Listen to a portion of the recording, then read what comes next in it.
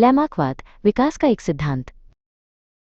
लैमार्कवाद, जिसे लमार्किज्म भी कहा जाता है, एवोल्यूशन का एक सिद्धांत है जिसे फ्रांसीसी प्रकृतिवादी जॉन बैप्टिस्ट लमार्क ने 19वीं सदी की शुरुआत में प्रस्तावित किया था।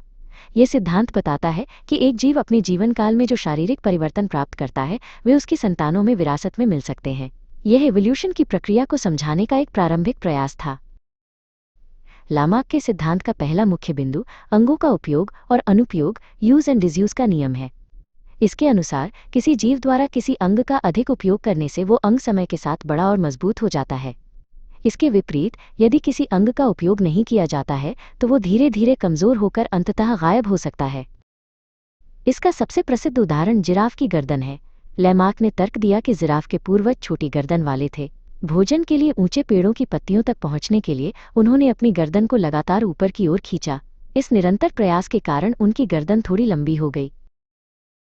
सिद्धांत का दूसरा मुख्य बिंदु उपार्जित लक्षणों की विरासत, इनहेरिटेंस ऑफ एक्वायर्ड कैरेक्टरिस्टिक्स है।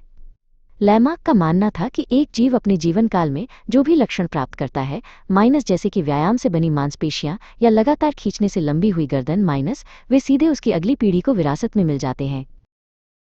जिराफ के उदाहरण को जारी रखते हुए लैमार्क के अनुसार जो थोड़ी लंबी गर्दन पहले जिराफ ने अपने जीवन में हासिल की थी वो उसके बच्चों को विरासत में मिली।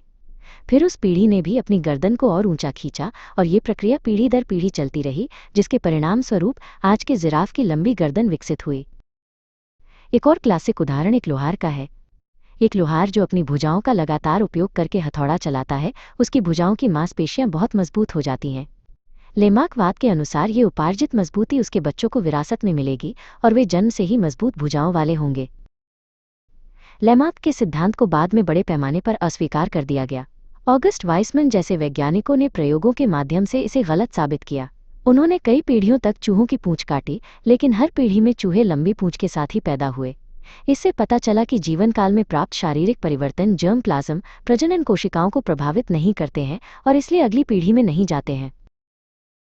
लैमार्कवाद की जगह चार्ल्स डार्विन के नेचुरल सिलेक्शन के सिद्धांत ने ले ली।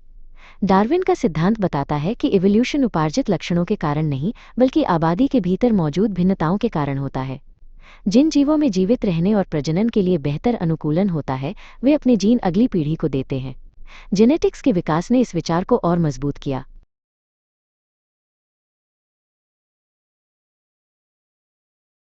हालांकि हाल के वर्षों में एपिजेनेटिक्स के क्षेत्र ने लैमार्क के विचारों में एक नई रुचि जगाई है।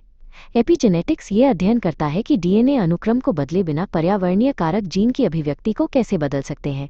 कुछ अध्ययनों से पता चलता है कि ये एपिजेनेटिक परिवर्तन कुछ पीढ़ियों तक विरासत में मिल सकते हैं, जो उपार्जित लक्षणों की विरासत का एक सीमित रूप है।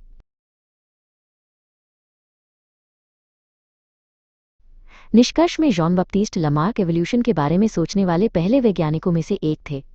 यद्यपि इवोल्यूशन की उनकी कार्यप्रणाली मैकेनिज्म गलत साबित हुई, लेकिन उनका ये विचार कि प्रजातियां समय के साथ बदलती हैं और अपने पर्यावरण के अनुकूल होती हैं, इवोल्यूशनरी बायोलॉजी के विकास में एक महत्वपूर्ण कदम था।